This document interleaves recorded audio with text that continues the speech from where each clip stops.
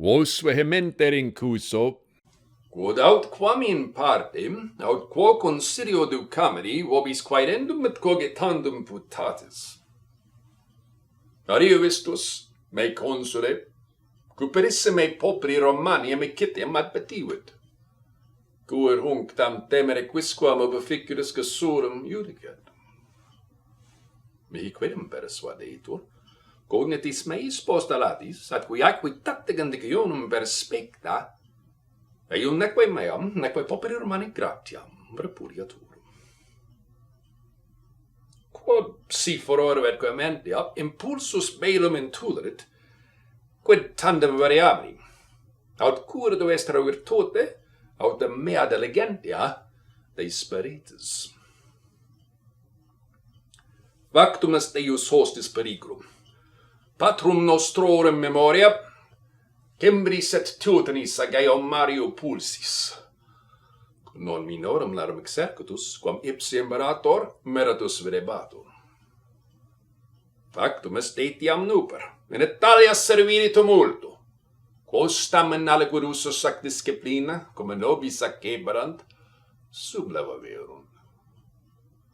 Ex quo judicari potest, quantum habet in se boni constantia, propterea quod, quos salicum Diu in Hermes in causatem vistis, os posti armatus ac victores superavistis.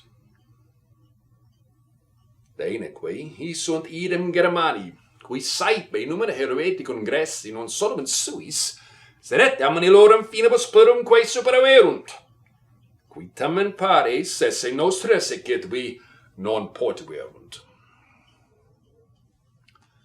Si quos adversum proidum et fuga gallorum commoviat, si quaerunt reperere possunt, diutur netate belli de fatigatis Gallis ariovistum, cum multos mensis castris se ac poluribus tenuis et, neque sui potestatim pecisset, de sperante siam depurna et disperso subito ad ortum, magistratione et consilio, cum virtute vicisse, qui rationi, contra homines barbaros atque impeditos locus fuit, ac ne ipse quidem sperat nostros exercitus capi posse.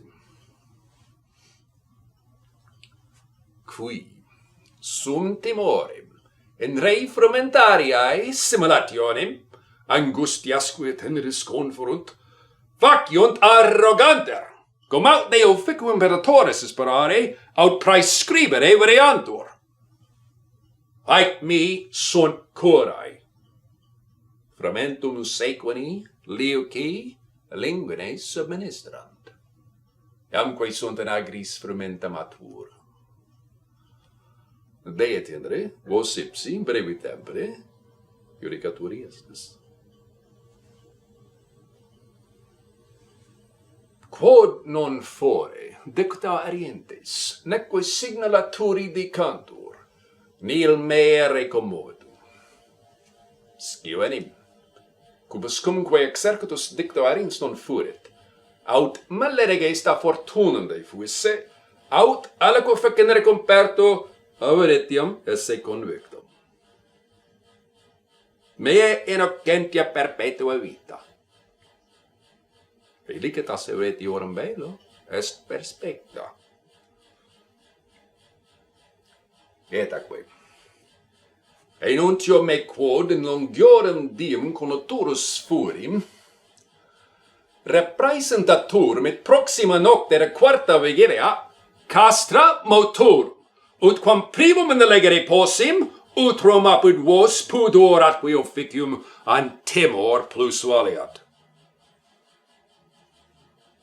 Quod, si praeterea, nemo sequatur, tamen cum sola decimine gone torus sum, de quo non dubito, mique a praetoria cohors futura est.